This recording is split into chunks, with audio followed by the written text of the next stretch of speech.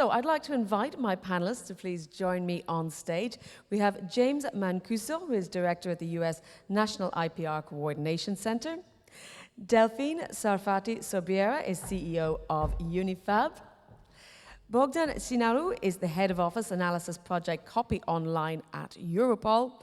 And from here in Bulgaria, we have Gabriel Sekov, who is the director of EMPACT, IP Crime, Counterfeiting Goods and Currencies at the Ministry of the Interior here in Bulgaria. So thank you all very much for joining us. Let's start with a little quick tour de table to tell us what you're working on at the moment, very briefly. James, perhaps you could go first. Well, first, thank you very much for the opportunity to be here. On behalf of the IPR Center, what we're working on is we're really the US government's collective approach to fighting IP crime. We're 30 partner agencies strong. Most of us are US law enforcement. We have some industry partners. We also have academia. And what we're doing is we're focusing the greatest investigative resources and authorities on the greatest threats to the United States. So that's what we're working on, large-scale, complex investigations. And now, over the last couple of years, what we've seen is our partnership with European law enforcement is increasing. And I like where it's going, and we're going to continue going in that direction. Thank you. Delphine, UNIFAB is the French Anti-Counterfeiting Association. You represent more than 200 companies. Tell me a bit more about that. Yes, we lead 200 companies, all sectors of activities. Our mission is to aware the public about the consequences of counterfeit goods. We work with public authorities. We lead and we organize about 50 trainings for customs in France and abroad. We also have a huge collaboration with Digital World. And we have a role of lobbying, a big role of lobbying, because I always say that in France, the negative answer is acquired, and the job for UNIFAB is to get the positive one. Well, thank you. Bogdan, obviously there's a huge amount of work that goes on within Europol, within EMPACT, and as well, of course, the IPC3. But give us a quick breakdown to refresh everyone's memory on the work you're doing. For us, it is very hard to explain what we are doing because we are a big team and we are trying to cover all kind of IP crime activities. We have a lot of criminal organizations that are present all over the Europe, and not only Europe, also abroad. So that's why we are a team of 12 specialists from all over the Europe. We are divided in 6 specialists and 6 analysts and 3 analysts, and we are trying to do the best to cover all IP crime, and we are working from offline, from the physical sale of counterfeit goods to the online, and we are trying to be present to internet piracy, trademark. We are trying to cover also design crime, trade secrets. We are trying to be everywhere and to be present and to protect the EU consumers. Thank you. Trying to be everywhere all at once is a little bit tricky, I know. Gabriel, turning to you, you're the driver of the EMPACT priority here since at least last year. So tell us a bit more about what actions you've been taking and what's the cooperation action plan. Well, first of all, we've been talking about EMPACT the whole morning, but I would like to explain the process because there are a lot of people and representatives from the private sector that most probably are not aware of it. EMPACT is a process that started in 2010. It's a member states-driven initiative to identify the most pressing threats for the internal security of the EU and tackle these in a coherent, coordinated manner following a specific methodology. So, as many of you know, in 2021 there was a political agreement at EU level to put IP crime and counterfeiting amongst the EMPACT priorities for the period 2022-2025, and last year was the first year of implementation of operational activities within the priority. Basically, what we try to to do within the EMPACT priorities to gather experts from across the EU and also relevant non-EU countries, both police officers and also customs agents, but also representatives from other national administrations. Try to exchange information, improve the intelligence picture at EU level concerning certain gaps that we have with regard to IP crime. Also to initiate operations and investigations with transnational nature, operate both offline and online, depending on the type of operation we are conducting. We are trying to promote money laundering and asset recovery investigations against the people we are investigating so that we can hit them where it hurts the most to take their money. Also to increase the capacity of the law enforcement actors across the EU to investigate this type of crime by organizing seminars, trainings, and so on. And last but not least, improve the cooperation with the private sector and try to build bridges with certain non-EU countries that are of interest in our field. Well, thank you. I think since we've started there, we'll stay with the national level and then move on to EU and expand further to the global level. So Delphine, let me come and ask you then, if you can give us some examples of recent actions that specifically illustrate this idea of cooperation involved in the fight against counterfeiting in France.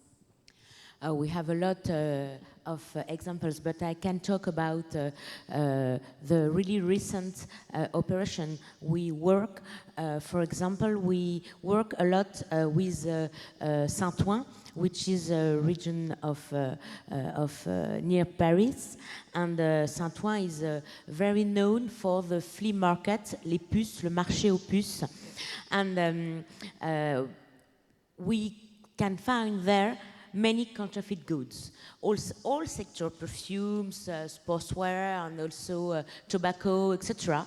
And we work a lot with Saint-Ouen. We signed MOU with the mayor, I think, 15 years ago, with really not very good results, and we had discussions with the public authorities for months with the French Ministry of Interior and also the ministry in charge of customs, and we discussed really frankly and really honestly to aware him about the danger of the image of the France. And now, for months, we work with the police, and we were 2 months ago there to close 6 shops there with the prosecutors, and we had also a big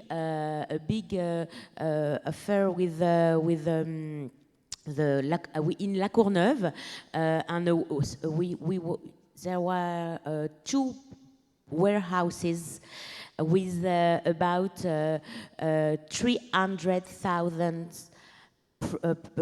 products, counterfeit products, they said. So now we work a lot in an operational way because we can discuss, we can dialogue with everyone, but at the end we need to act. Well, Bogdan, let's come on to the specific impact and how useful is it to have IP as a priority under that, in practical terms? For us, we miss it for the last cycle, and now we are pleased to have it again. It is, beside of having it, it is good because it managed to increase our awareness on IP crime in general, because in general everybody is seeing the IP crime as a petty crime. While if we are only talking about pharmaceutical products that are on the free market or other types of IP crime, it can hurt the consumers, it can affect the EU economy, and for us it is great that we have it, but also it is a challenge now, because we have a lot of operational actions and we need to fulfill it, we need to support the countries, we need to support the leaders that are dealing with it.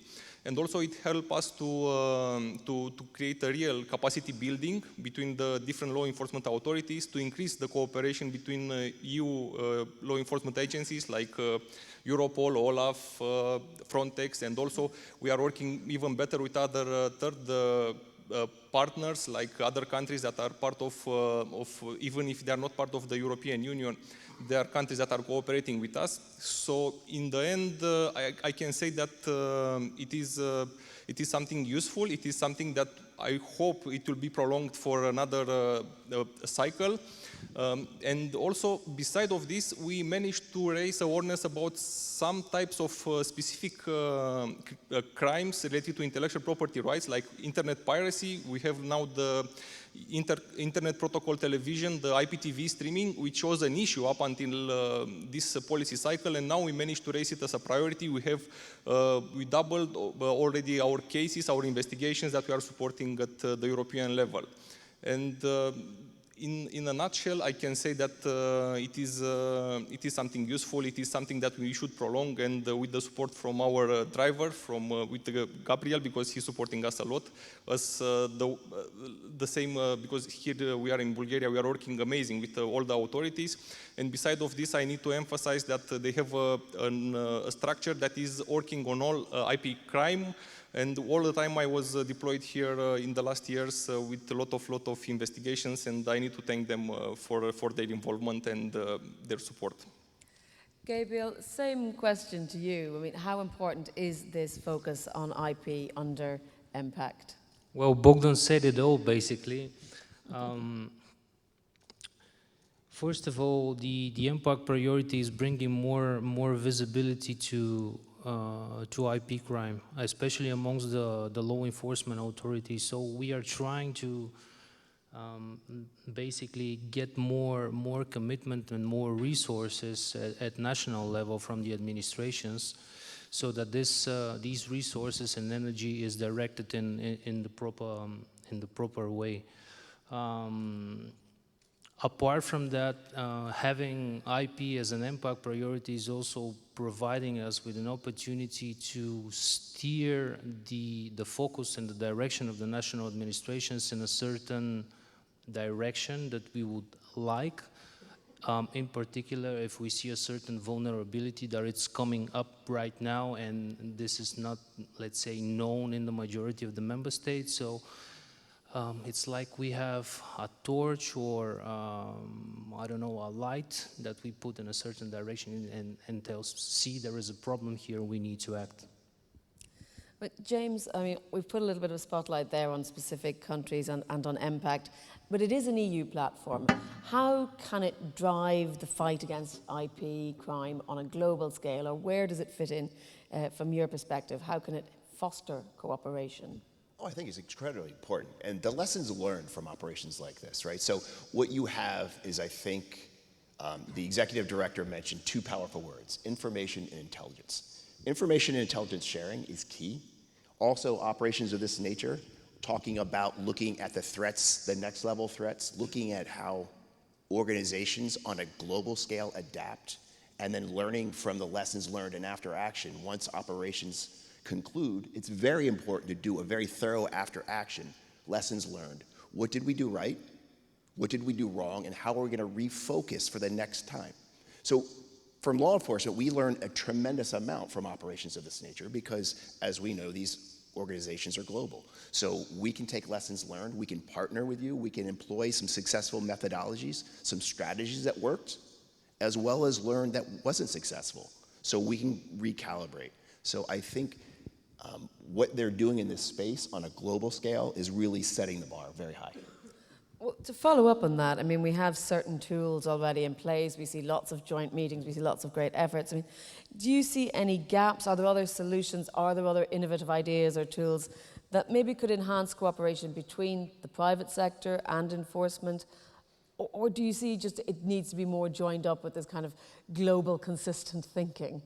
So one of the greatest things is really, as was mentioned again too, is trust. Trust in industry partners. And I think we've all figured out in this space who's a serious, committed partner, and we can really rely on those partnerships for that timely exchange of information, that real-time exchange of information. So I think enhanced partnerships is key across the board. At the IPR Center, what we have is we have industry partners sitting with us at the IPR Center, working hand in glove with our investigators. It's a very powerful tool. That real-time information sharing, not just a phone call away, not an email away, it's the next cube away. So if we were looking at US law enforcement, I would like to expand that, to have our committed partners in bed with us, so we're more committed than ever to fighting the fight against counterfeiting. And those partners, you mean private sector partners, or you mean different national bodies, or do you see it in a collaboration at EU, US level? And where do you see a couple things. those joined up parts coming? A couple things. So we have private sector industry partners sitting with us. We are now looking to enhance our collaboration with EU law enforcement. So there's several law enforcement agencies that we're currently a partner. We have MOUs underway. I'm excited to announce in a couple of months with new European partners. So I think it's the all of the above approach. It's going to be successful. Okay. Delphine, let me ask you, we've talked about the tools and you know, the importance of collaboration. Is there anything you think that we need to see happen more? Is there something else that would help?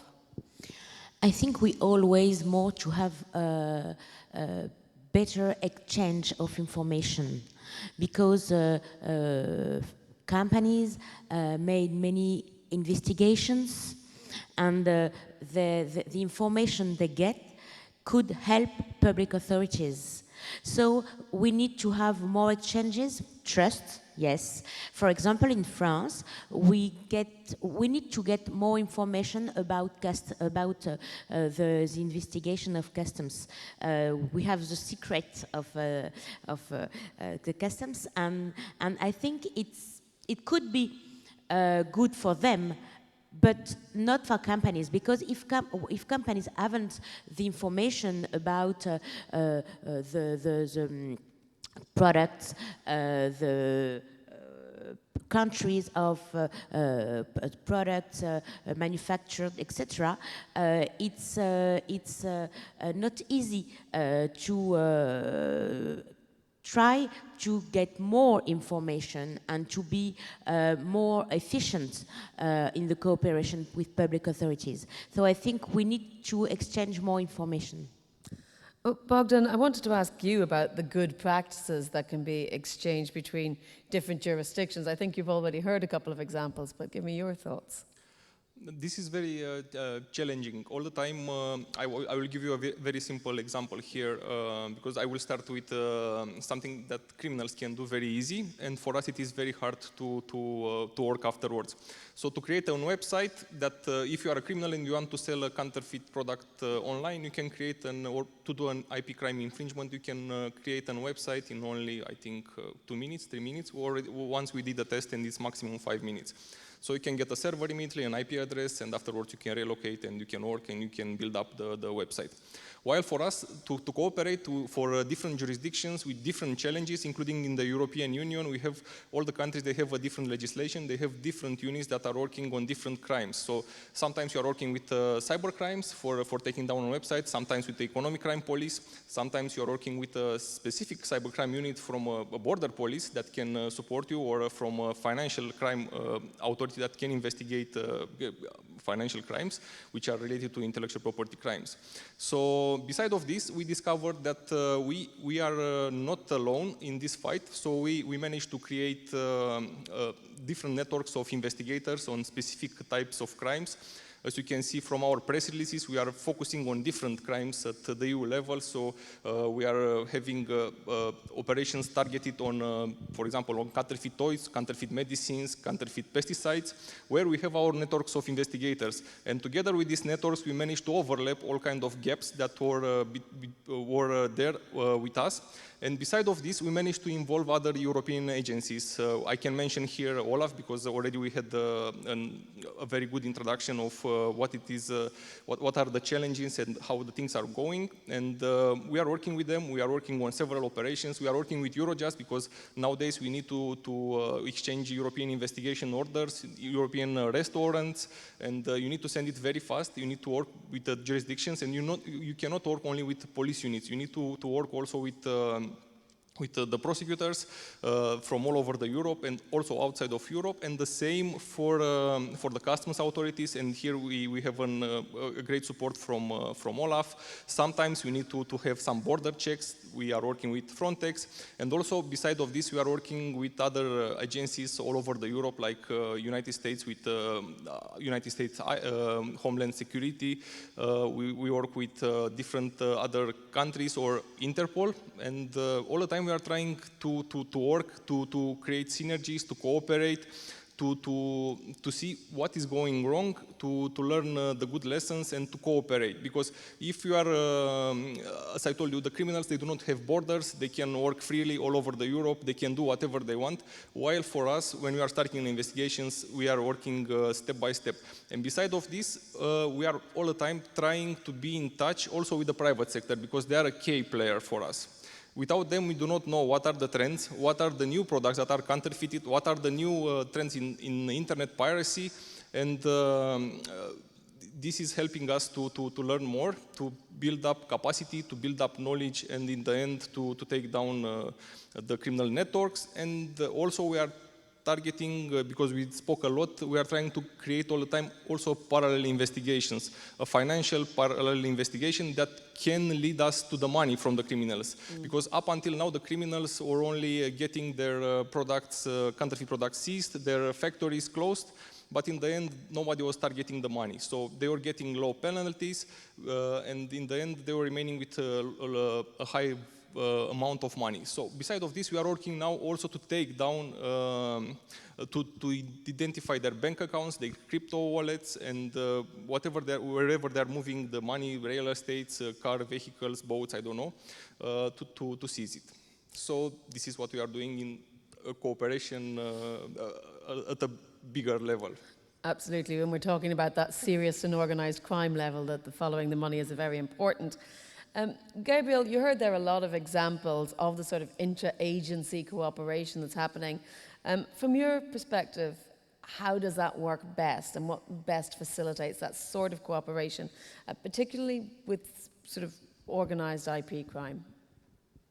Well, when we speak about interagency cooperation or cooperation as a whole, one key word was said in the opening speech by Ernesto. This word is trust. So only four letters, but a huge meaning.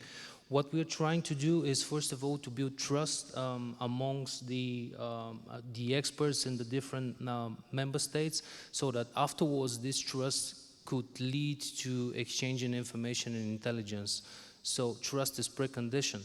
After we start exchanging information, exchanging data, then we would be able to establish links of, let's say, links between different member states affected by a transnational case.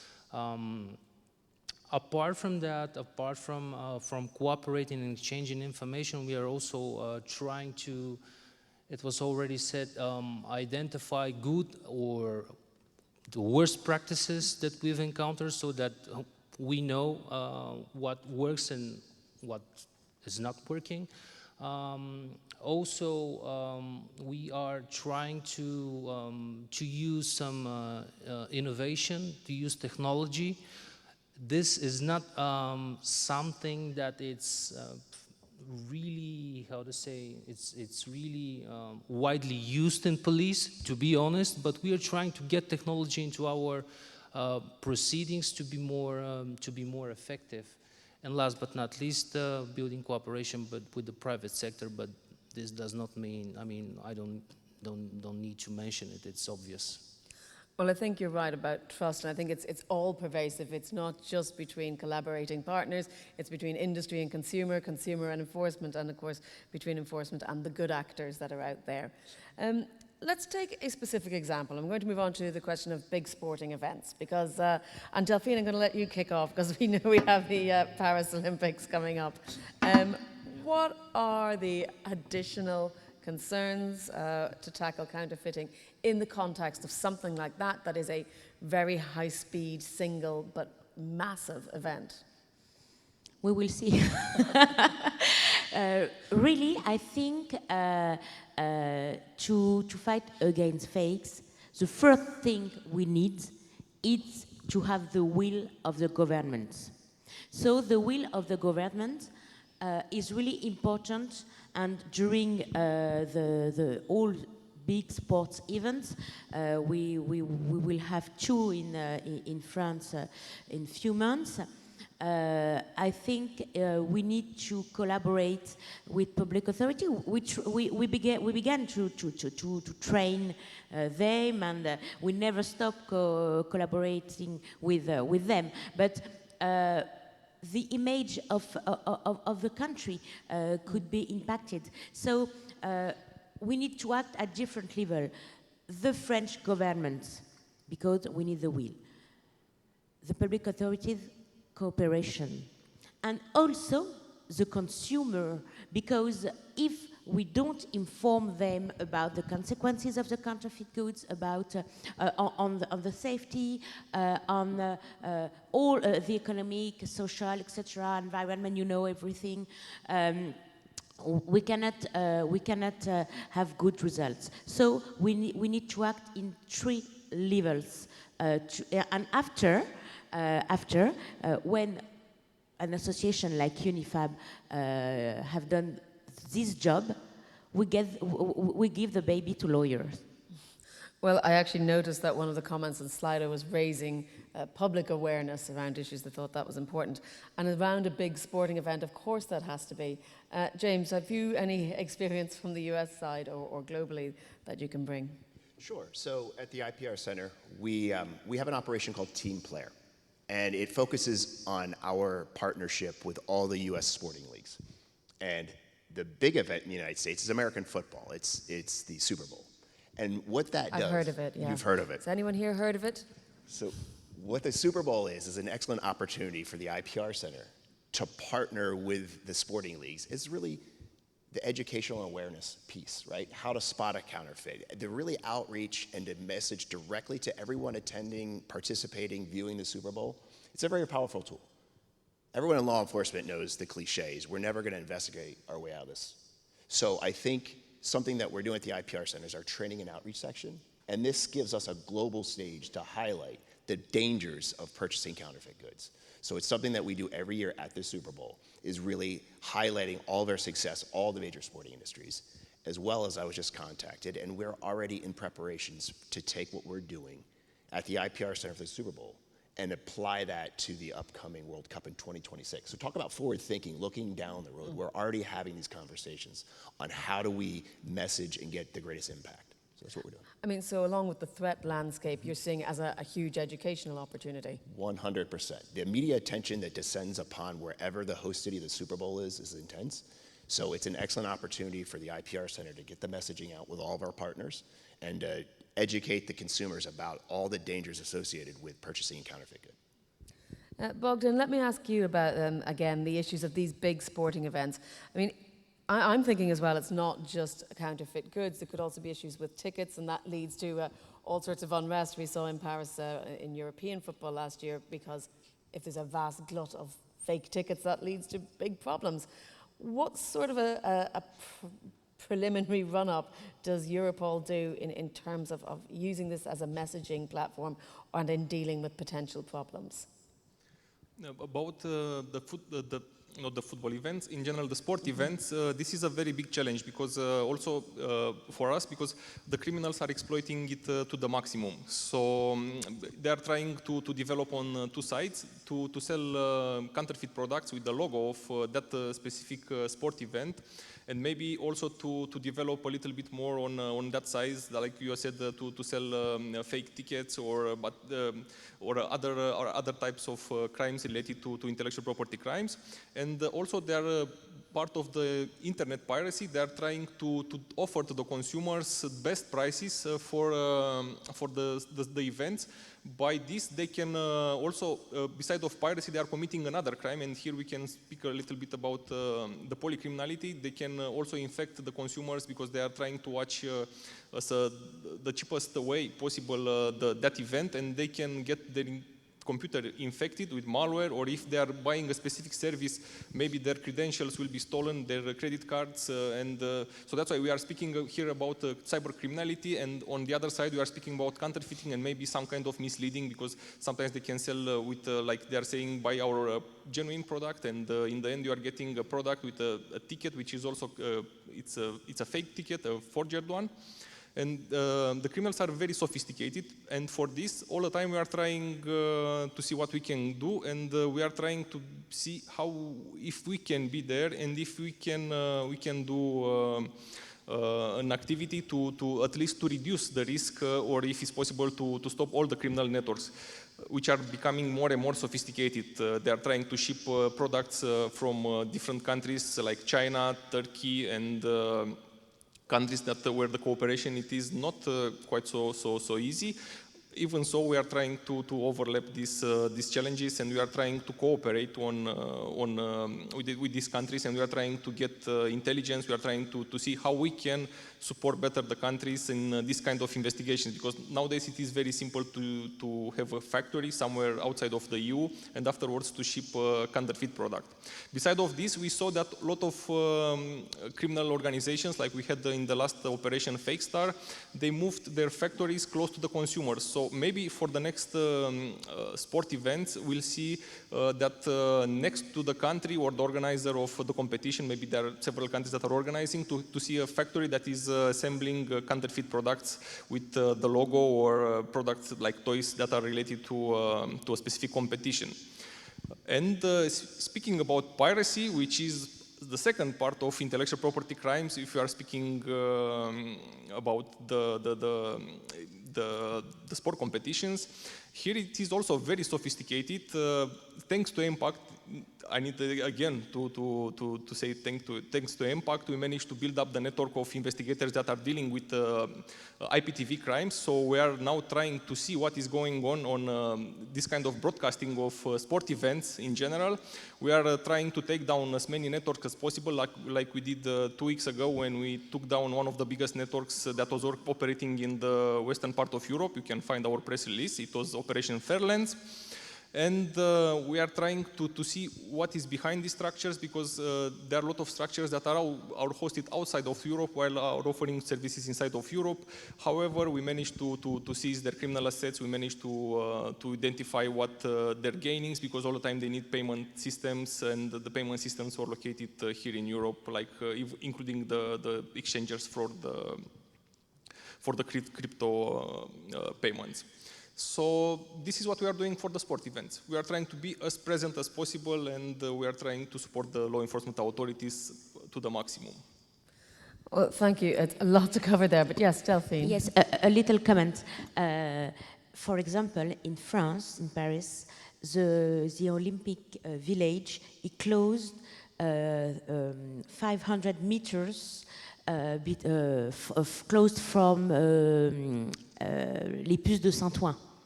So where we try to do something with the public authorities. So it's a very good example. Yes, they are really close now. Yes. Well, we're at the stage where I'm going to ask for questions from the audience. I already see something coming in digitally via Slido.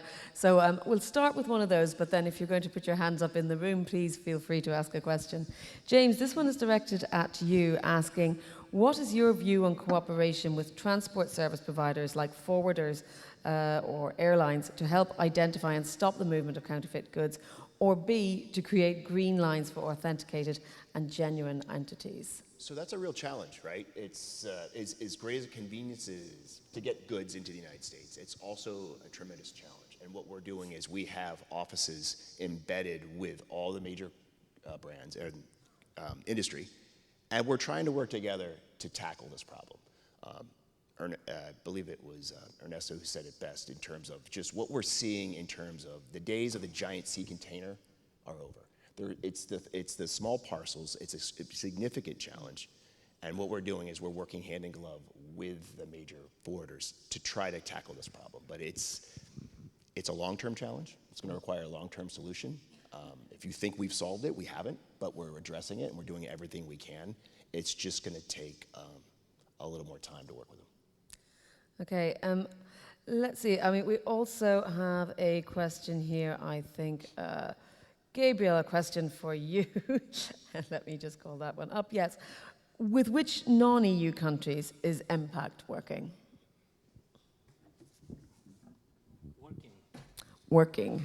Well, just to give an example, one of our working partners is sitting the chair over there. We've invited several representatives from the United States for our next strategic meeting, for instance, that will be held on the 28th and 29th of June in UIPO headquarters. So the United States will be represented. Of course, apart from them, we are also working together with some, let's say, Western Balkan partners. But of course, it's more difficult to work with them due to the limited resources they have, human resources, and also it's rarely that you would see a dedicated IP crime unit in these countries. But we work with them as well in order to increase their capacity and have them more involved in our operations. We also work with the United Kingdom a lot. And apart from them, Norway, Switzerland, and so on. Don't ask me about, let's say, some non-EU countries in the East, because it's kind of difficult to exchange information with them. Okay, have we questions in the room? Anyone want to raise their hands who'd like to put a question to our panelists? I don't see any hands. Oh, yes, we have one just here. Yes. Sorry, we'll get a microphone to you. Hello, this is Jan de Visser representing Philips.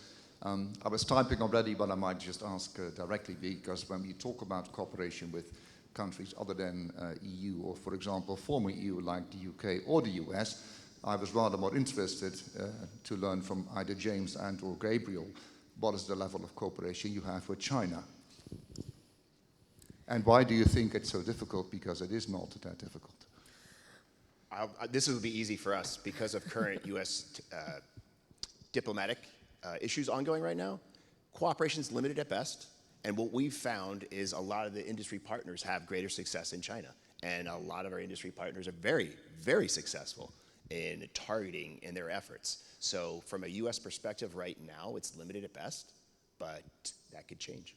I fully recognize what you say in terms of, let's say, diplomatic circumstances impeding effective cooperation, but that does not hold on a cooperative level. I mean, corporations like us, we have a lot of contacts with Chinese officials on various levels in the administration, and indeed we do have successes, but those successes can only be fueled if we have more information available from people like yourself or from Gabriel and, let's say, country organizations in the EU that you are associated with to help us in that cooperation. I mean, less so than implies for or applies to government contacts. For corporate bodies like ours, it's much easier to get things going.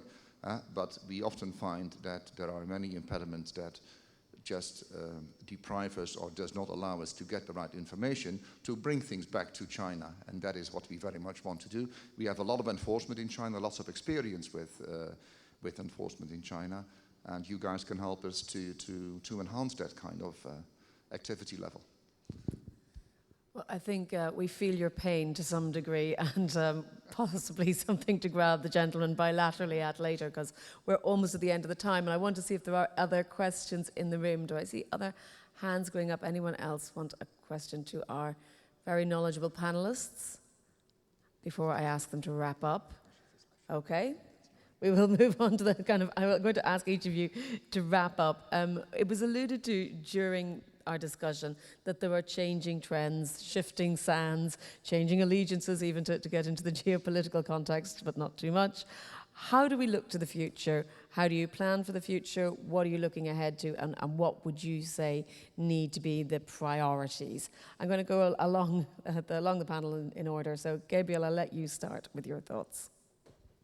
Well, first of all, I think that for us it's important to keep IP crime amongst the EMPACT priorities, because for us it means more visibility to IP crime at a global level. Secondly, it means more resources for the different units. And we are using this vehicle to promote the creation of IP units in countries in which we don't see such units. In order to have the IP crime as a priority within EMPACT, we are always encouraging the countries to provide their data, to provide information to Europol, so that we have the bigger picture. Europol is the EU Central Intelligence hub for the law enforcement community, and for me it's extremely important for them to have the complete picture. Otherwise, we can end up with having a fragmented information, and at the end it would be like looking through a broken glass and expecting to have a clear sight. It's not possible. Secondly, we have to keep in mind that the EMPACT priorities are based on the conclusions of the Serious and Organized Crime Threat Assessment, EU SOCTA, the Europol's flagship analytical product.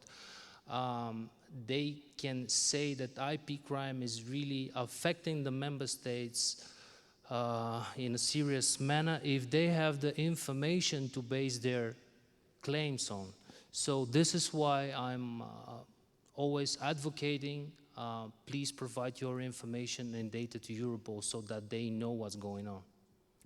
Well, thank you. Bogdan, what are we looking forward to in the future? I mean, as we've just said, EMPACT's about midway through its policy cycle. What can we expect next with regard to IP, or what do you think should come next? I need to thank very much Gabriel for advertising our activity and to our exchange of data. Besides of this, we are trying to receive, as Gabriel was saying, it is vital to receive more intelligence about the new trends and about the investigations ongoing from the member states to be able to support them. And for this, we are trying to create more and more networks of experts on a specific IP crime. We are trying to build up the knowledge because this will continue for sure for the next period of time. I forgot to mention in my previous speech that beside of the private sector that is affected by the crime, we are also having a lot of intermediaries that are working with us, private companies that are dealing with transport, e-commerce platforms, digital social networks. We are working almost with all of them. We are trying to be there. They are also supporting us, and I need to thank them a lot, and we'll continue to enhance our cooperation more and more.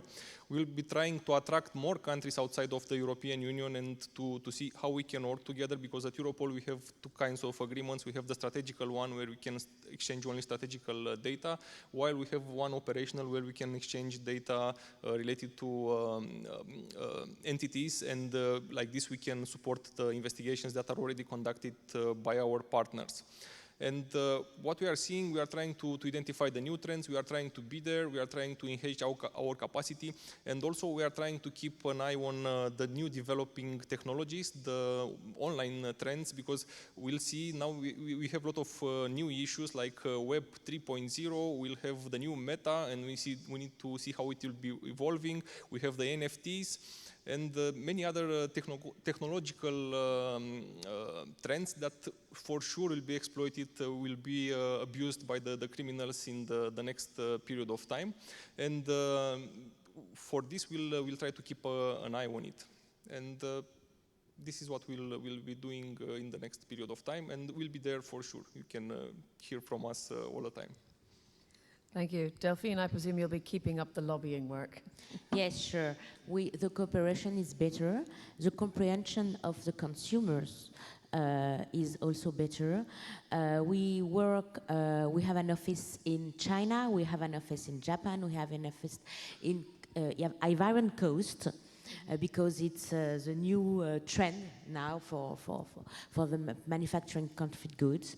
And we have also 25 experts all around the world to help our members to be stronger.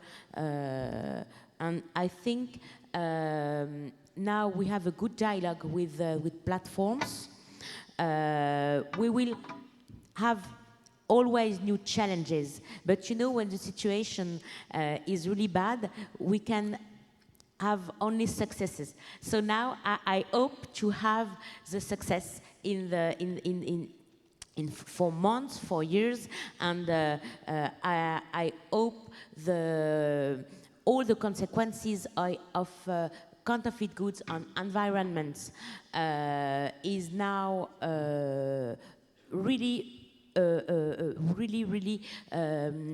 understood by consumers, and I think it could help us very, very more in this fight.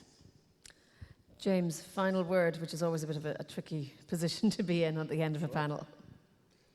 First, your technical savvy skills are unbelievable. The way you're just maneuvering around this, I'm just mesmerized right now.